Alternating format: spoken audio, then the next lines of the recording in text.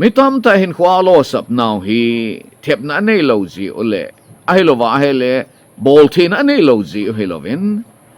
ama hon a hin khuwa chu to do ding ki chi ta anei lo ji oi ai ye chun tu ni hin khua ipi na to do nom ham Hichu Kichehsah alang kana say dinga chu na doile na tup chui pi ham Hichu Kichehsah in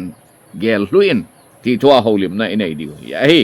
pati chan ngai tu en na to di a kichi lo wa hele to di khat Kichehsah na nei lo le ai lo wa hele na doile na tup Kichehsah om lo wa hele na lunggel jang Kichehsah lo ding chule na no to jang Kichehsah lo ding na til gun jang Kichehsah lo ding na til bol jang Kichehsah lo ding ai i mo cha na to do lo ding ai het ni khat chi phya ma til na zot na dimon a Kichehsah lo le na kalson na jang Kichehsah lo ding na lon na dimon jang Kichehsah lo ding ai abana ga kisay bezep kitan lang hale goal post be ya chen football chu ni lom ke pe jong le chen goal na khum lo ding hi ai aji che goal khum na ding goal post um lo hi ai hi a chu na hin kho a to do ding a na dei pen chi pi ham ai lo wa a hele he chi hi ki tong do le pan te he chi hin ke lo hling le pan te na ti chi pi ham he chi na Kichehsah angai ai te ka na khat iga say no mo ben he chi a he the na diu chen te se khat he thi di kon hin ti hin a ho le me nai sikul ka kai lain ko ya pun e dong in na hin khwa ipi na to do no mam atin ai le ken jong he che chen tu ta he chi ti ke sei te dham lai sikula le kha ke sim pan pana ka ti ala le kha kan sim chai pan chon college kong kai tan college electoral ho jong chen e dong ki na ven na hin khwa ipi na to do no pe na mati tua college a le kha ke sim pan pana e i to do nom chi ti ke sei te dham ka ti pi ala kahin chai tan kahin chai jawachan lekha kan sim chai jawachan college a e dong ki na ven mi kaloi ko gol hon nangin nen ko ipi na to do no ma mati tu a service ki hol pan pana ipi ki tong do dam ito do ding ipi ki sei the dham kati chio chen service neu khat kahin mo in service neu cha khat ka mu cha ka tong in ale cha chen hi cha ka to la ya chen ka ni si le office ka kai je chen i ma chadang ka gel thei pon ale kong pension tan cha chen hi cha chen min ei dong kin ale tun na pension tan ep bol de na ti hita kati tu a ke pension ta ep ki bol de ham ita nei na zo si service to na ke mang chai ta kati ale par ho achi chen tu hin te si ka hitan ata be achen ko ko fontan katha ha jo tapun kalung gel ha jo tapun tu a thi nga be siwa ko mi ya hi ti nai si ji a cha pana ko na chu high school kai lai ko na cha ato de Kichehsah lo chung Kichehsah lo pe a service neu cha khat amu wa nga chu ati de ko na chu lung na ta a thi lo ya hi ya cha tu ne ai sei no mu chi pe hamati a hele na to di chu Kichehsah ana gel lu lo wa hele na hin khu chu na mo man chai ding ya hi ji he tu ne a e holim na no mu ya hi pati chan ngai to en ate ka na le kha thim na hi no mam a hi lo wa a hele mi hausa na hi no mam sum kol vei mi na hi no mam low ball hun ball mi na hi no mam pati chan ngai low ball hun ball ho jong mi hau sa ta min cheng ta mai ai lo wa ai le sports a kichi mi na hi am pati chan ngai ton tila chun sports a kichi ho le kha sim chat vai nan min mang jong le tu la ya sports a kichi ho le kha thim ta hetan in chen midang dang sangang tu pi ta kisim do hetai ating le abana che he le tu sei mi na hi no mam mi hil na hi no mam ahilwa ahile alam na hi no mam atot na hi no mam dot na tot thiam ta jong men ki wa na nei tam to ma chu la sa thiam ta men ki wa na nei chu ipipen ta chu na to do nom ham he chi chu patet sa na gel lu angai ai sapa wa kisay han lang hele decide what you want to do in life, decide what you want to accomplish in life nahin khwa to mol so dinga na dei chi pi ham he chi chu gel lu in decision semen thulu na semen he chi chu to do dingai tun ti hi ise hi ai ipc a chu na hin khu an na to ding khat na to do nom na tup na doi chu na gel lu ngai ham phatet san gel to ding kitsi ta nei ho chu koi man apui chat vai thei lo hi discipline na nei hi discipline nei lo wa hin khu mang ho hi to di bei ho hi vinai nangin na hin khu a to mol so ding til khat na nei a hele phatet cha phat man dan jong na thep ding na til het te na jong chu aman na ding dola na man ding na thanei na jong chu aman na ding dola na man ding hi ai na phat le na ni kho jong chu na mo chi lep sa lo ding o ke hin to do ding khat ka nei ya midang banga hin khu mang thei ka he pui ji a chi ka to do na dinga hi ka hin khu hi ka kitunun ngai ka phat man dan ka thep ngai na ti a to do di khat ki chi ta na ne ya tup le doi ki chi ta khat chu na ne ya hele he chi chun na hin khu aven bit ding na hin khu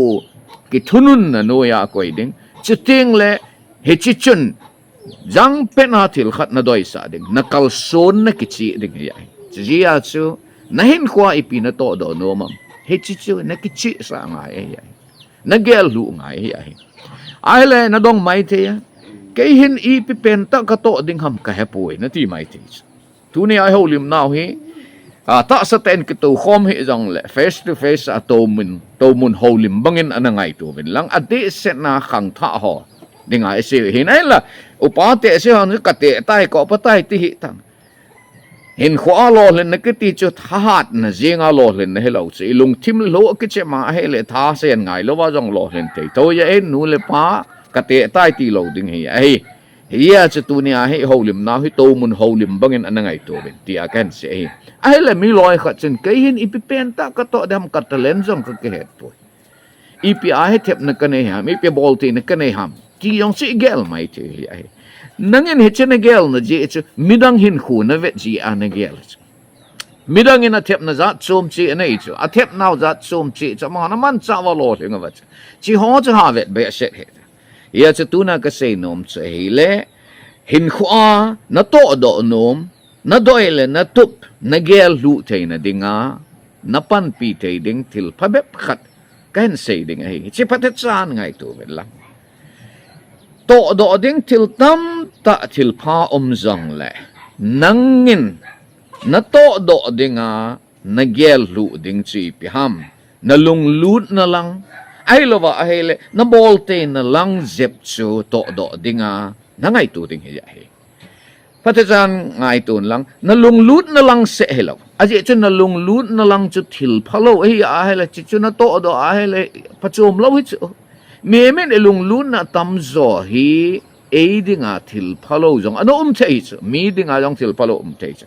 he chi he kan sei khen nom he na lung lut mana chu thil pha hi lo wa na to do lo de gu chat ho bang chu mi loi kha gu chat lung lut chu alo lo zo sei chu mi lung lut chu gu cha na zo sei a in chung ki wa ding chi thei lo chu chi ji a chu na lung lut na lam chu na mo to ding he lo chu mi dinga til pha chu nang dinga na lung lut wa nga chu til pha hello mai te min la sa lo lenga chu nang la sa mi hello hel chu na ka mo lung lu na i ja pang ding o chi ji a chu ka sei chu na lung lut na se hello ding nang man na bol thei lang he ding ai nang ma thep na lam zep ai lo ai le nangin nakipi na lang zep ti wete hi chi lang chu nikil hen ngai sports a kitsim tailo hil hochen sports a lo ling ta mi a mana chu sports a ga kitep te ya iphat zo si ga su mang ding ti na hello pi chu ai lo le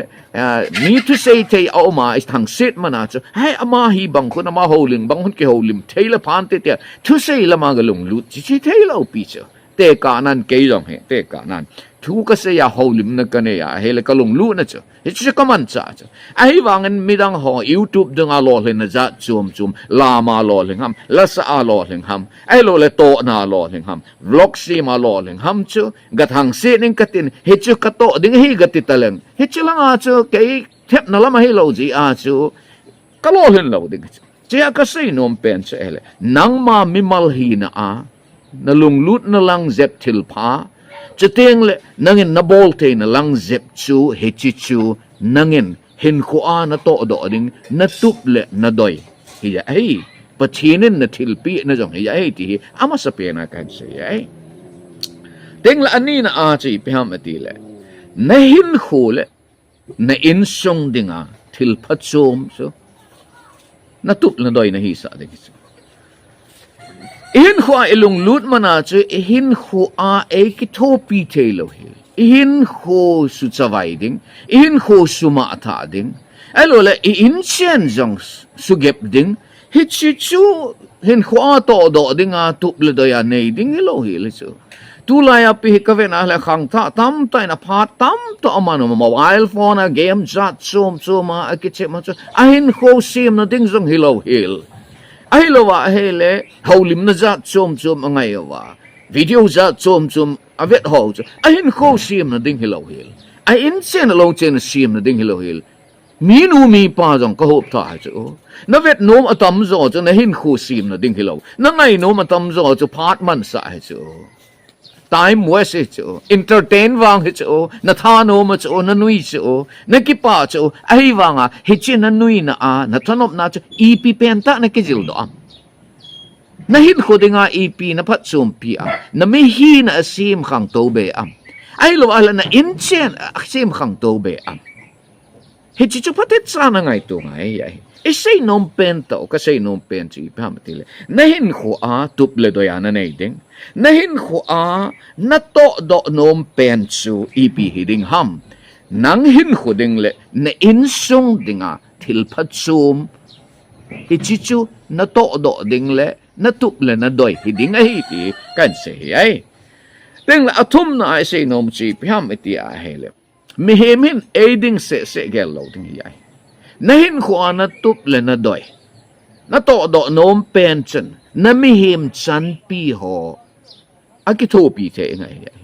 na mi ho him chan pi ho ding a thil pha bol the ngai tu la ya mi tam ta he say shit na tu hilovem ama ding se bo ki gela midang ding hob lo hil a hau zong le ama a ding a bo hawa a thep zong le ama a ding a bo thema a chi zong le ma ding a bo chinga ama na ki koi tu be jing politics a ki che ma hai jong le ama in song pat som na ding bo che gela a mi te pat som na ding gam sum mi pat som na ding gel lo hi ai hi chi ho he ve na he le thep pat som lo lo hin pat som lo ai lo wa he le how pat som lo ka ti nom hi ai chi ji a chu me him khat hi a he le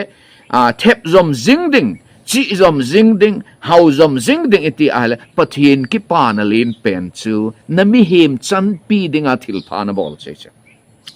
sum kol ve mi na him alo le government na tong na him alo le lekha team na hin miching na him to say team na him lasa team na him atot team na him hichi ho zau se ai lo le sports a kichi mi na him hichi chun nang ding a zong thil pha bol do ding na insung ding ang thil pha bol do ding ama wang hichi a chun nga lo ding na mi him chan pil society ho phat sum na ding a naman cha ding ya hi pathin min lo pi na ding in nga sing kate ke hin hoi lai mo na zong lang pathinin to say te na holim te na midang til kho te na ap hi ke ding a ap hi pui midang ding a pi hi ti hi ka gel GGN ni thum ni li cheng crusade oma alula seminar zong le thanom ten ka tha chol zong le kamang cha ji na hi aje cha kadam sunga che che pathinen ei thilpi midang dinga man cha dinga ap chu ka ha man chana chu ke dinga phathei bu na hin pathinen phathe ei bu che ding hi ya hi chi ji a chu ipiham na thil bol theina ai lo wa hele nana to a ko na chu nami him chan pion aphat chum pi di hi ai tu la ya ka ki pa na len pen ta khat kana ve ji en hi sports a ki chim ho ate ka na kan se hi ai lo le youtube ball ho hin hi chi ho lo yen e chi sports a ki chep na wa ko na sum mu na ho wa ko na ka la le loi khat jong chun ho in tin ding a che ho in chung he ama ne cho pi o hi an ti tiếng là mà họ chân gen thấy chắc là họ hen cái tổ pivin hít chỉ họ hay kamu tiếng le ô ama họ hen ahin khova tup le doi aneyo ato hi ta len aneyo hi midang phat suam na aman chaw hi tin kamun kakipa pin chiting le pathinen jong hitabang mi chu phat the bu ding hi ai je a chu tu na ka sei nom che le nami him chan pi ho phat suam na ding chu na Hinkho doi le tu min nein lang chuting le Hichu Natohdoh dingin kigel lu enti kasay nom hi ai tu na chai na kaya to ding pa tam ta ome ai lo an along lu na tam ta ome Hichi ho chi iti na kilen thei ding ham practical la na ke het dil ding ka se phate chan le khape izat ham la en lang khape jan na lung lu na ho na to ding ana dei chu sun do en som tabang na sud do ai le chi ho la a chu nga ham lengin nga nal hen do la a chun koi ki nen lang hi chi ho a de sen na na gel kho de sen nga la hi chi ho la a chun khat leng ki nen adang cho kho pui ti ne helogin na hin ko lum ke ya nang ma goal ai lul na aim in life din cha khat na kelen ding he ai le hi chi chu nang in ta khat phu na na to do jing thei thil ai pui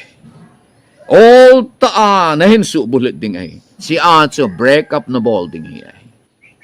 kum khana na to do ding loi la khana na to do ding loi hap ta khana na to do ding loi ni khana na to do ding loi na sa nga hi ai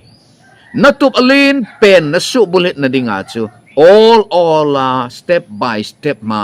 na lolin anga hi ai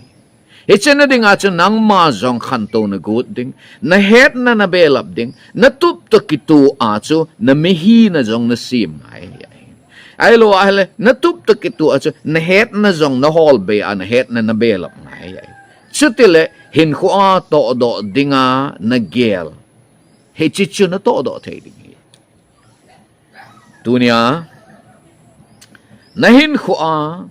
ep na to do nom ham Hichu Kichehsah ti thua holim na inaneyo anangai ho zo si nom na mun chi wa hat chung nung pakai pathinin phat thein na bu tau hen